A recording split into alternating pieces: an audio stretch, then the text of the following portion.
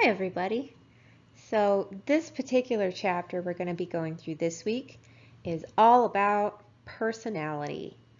One of the things I want to remind you about is to check out the other things that you have to read through and interact with on our website for this week, which includes some personality tests that you can take and talk about, as well as the Freud reading, which I've uploaded a copy of. You are responsible for the Freud reading for your exam, but as a reminder, you're not required to take a quiz for that for points. You can take a Did I Get This quiz for each of these videos to earn some participation points, or you can talk about it more in the discussion forum for participation points, or you can email me or participate in our video session later this week. And please let me know if you have questions as we go. For this particular chapter, we're going to be defining personality and looking at different perspectives of personality as an introduction to this chapter. So personality can be defined as the unique and relatively stable ways in which people think, feel, and behave. There's three key words here. The first is unique. So personality is how we differ from one another. If everyone is the same, then guess what?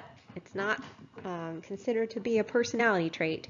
It has to be something that makes us differ. And the other two words are relatively stable. So personality is something that is supposed to be something that doesn't change a lot over time.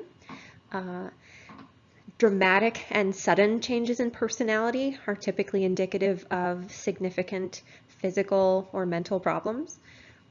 Whereas you can change over time, it tends to be fairly slow. So that if you were to give someone a personality test and then give them that same test a year later, the scores are not going to be identical, but they should be similar.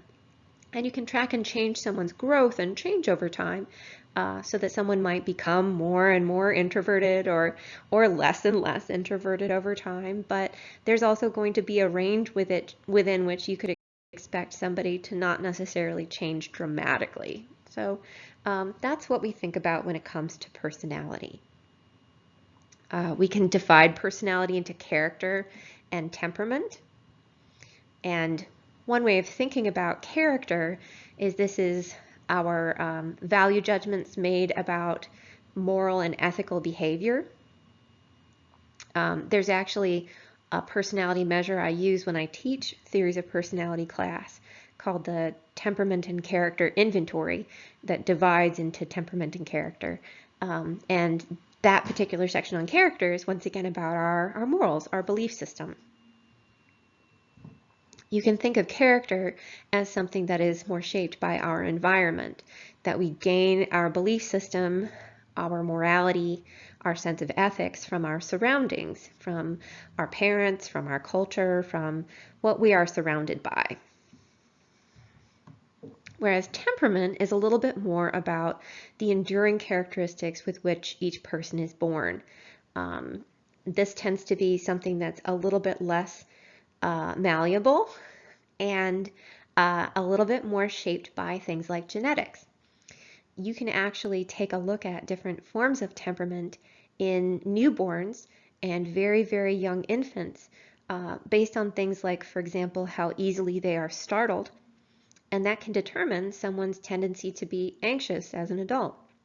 You can also take a look at things like how easily they're soothed, how much they're moving, how they tend to respond to novel stimuli, and a lot about those very early temperaments can shape later tendencies when it comes to our personality. And once again, people can change and grow over time, but that change is usually fairly slow as we go.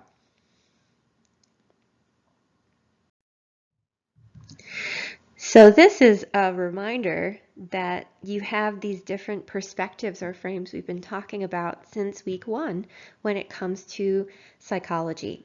And these different frames and perspectives are really going to feature a great deal in these next 3 chapters. So one of the reasons why we're having personality in this particular unit is because personality will help us much better understand psychoanalysis when we talk about therapy in chapter 15. We're going to be spending much more time on Freud here than I usually do in my personality class, once again so that you can better understand psychoanalysis when we talk about therapies later. But these different perspectives that we talked about at the start of the semester are going to feature when we talk about all sorts of different things, but one of the frames that we can use is how these different perspectives inform what people think about personality. So the psychoanalytical perspective, for example, which is that Freudian perspective, would say that our personality is shaped by our hidden unconscious desires and drives, and very much fundamentally shaped by our early childhood. Remember, whenever you see unconscious, you should think Freud and you should think psychoanalytical. We're going to come back to Freud a lot more in this particular chapter. The behaviorist perspective would think about personality as habit. I find this perspective very interesting. One of the reasons why I find it interesting is because we can pick up habits or drop habits all the time. I don't know about you, but I've gotten in the habit, for example, of much more thoroughly washing my hands when I come in from outside, before I prepare food, in much higher frequency to when I used to. And I do it for the full 20 seconds, and I've changed up my technique. I rub my hands together and I starfish them, and I do the backs and I starfish that, and I do my thumbs and I do my knuckles, and I spend the full 20 seconds. That's a habit. That's a habit that I've picked up on. And I think that what the behaviorist approach implies is that people can learn new habits and they can change old habits. It's also easy for us to fall back into old habits, but the behaviorist would say that with time, effort, and training, you can change your personality. On a side note, I used to be much more shy when I was a young kid, and my mom would go through these series of stages with me where she'd give me challenges, and she'd say, okay, Caitlin, today you're going to raise your hand and answer a question even when you haven't been called on. Okay, today you're going to say hello to the teacher. She really had to work me up to being more outgoing. And I took those challenges, and I'm much more outgoing now than I used to be. So that would support a behaviorist perspective, that you can learn how to respond to your environment and that you can pick up new habits. The social cognitive perspective, of course, pays attention to how our personality can be shaped by others, how we can imitate other people. People always like to joke around, oh, I'm becoming my mom, or oh, that's just like my dad, I'm becoming my dad. We do imitate our parents, and we model from them, and we learn from them a great deal. So yeah, we kind of do end up picking up some things from them, as well as from our peers. Our own expectations can also shape our personalities in terms of what we expect we are and how that drives how we will approach a situation. The humanistic perspective would state that people are unique and that we're constantly striving to improve ourselves. The humanistic perspective is actually a little challenging when it comes to personality psychology, because their perspective is that humans are so unique that they defy categorization. So when we talk later about different personality types and measuring personality, a humanist would look at that and go, oh, no, you can't sort people into groups. We're going to come back to the humanistic perspective again when we talk about therapies. So I just wanted to touch on that particular perspective here so that you can see that crop up later.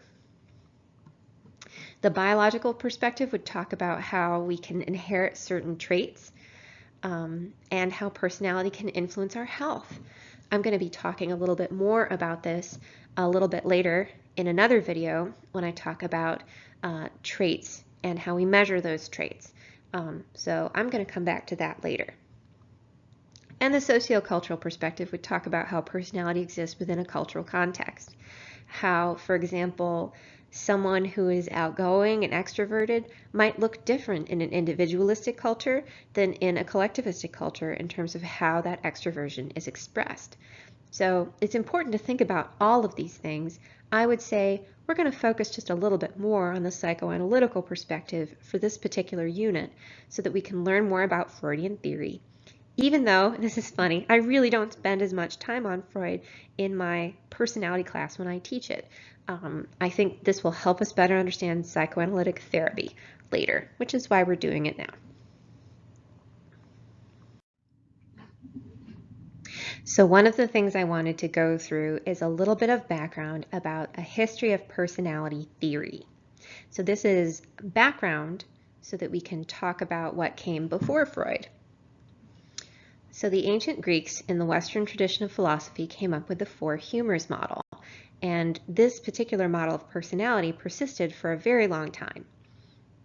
On a side note, the Western philosophical tradition included quite a bit about different personalities, whereas the Eastern tradition didn't so much, and that aligns with the different cultural approaches.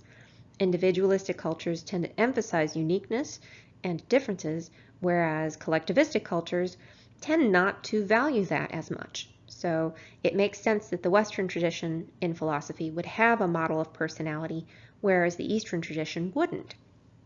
Humors refer to bodily fluids, and according to the four humors model, there were different levels of these different bodily fluids within us, and if someone had more or less of a different fluid, that would determine where they fell in terms of these different humors.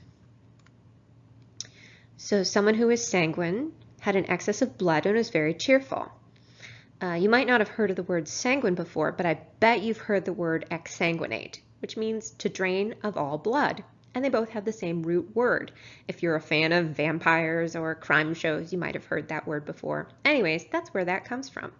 And if you look at classic literature, a lot of people who are portrayed as cheerful are portrayed as having rosy cheeks, and that's why. Someone who's phlegmatic is calm and has an excess of phlegm. Now, I am just recovering now from an episode of bronchitis. It was bronchitis, not COVID. Don't worry about it. I'm fine. I'm much better. But for about a week and a half, I had a whole lot of phlegm. It was actually more like 20 days. I had a whole lot of phlegm in my lungs. So the ancient Greeks would call me very phlegmatic. I would not necessarily agree with that assessment, but that's what they would say. People who are choleric are thought to be irritable and have an excess of yellow bile. Now this is a word you might have heard before, or you might have heard a similar word, someone who's melancholy. Someone who's melancholic would be sad and have an excess of black bile. So these are the four humors, and once you know them, you see them everywhere in classic literature in terms of how people are described, even down to their coloring. So for example, when someone is described as having a yellowish or jaundiced tint, then they're usually irritable and very easily angered, right? That's choleric. One of my favorite quotes from Shakespeare is from a play called As You Like It, where there's a character, Jaques, who's very down at the mouth and constantly grumbling. And I'm not going to get this perfect, but one of the things he says is, I can suck melancholy out of a song better than a weasel can suck eggs. I just think that's such a great quote, but that's a lovely example of someone who'd be described as melancholic. All right. One of the implications of this particular theory is that very early philosophers believed that personality was based in biology. So even though we don't actually have excesses of different biles and phlegms and things, and that is the root of our personality differences, we know better by now, they really weren't that far from the truth in terms of the biological basis of personality. We can actually explore how people process serotonin and dopamine and how those different things and our early infant temperament, which is often based in our genetics, can lead to personality differences. So personality can be linked to biology, even though they were a little off track in terms of what was actually at the root of it the overarching philosophy wasn't necessarily that far from the truth. Food for thought, everybody.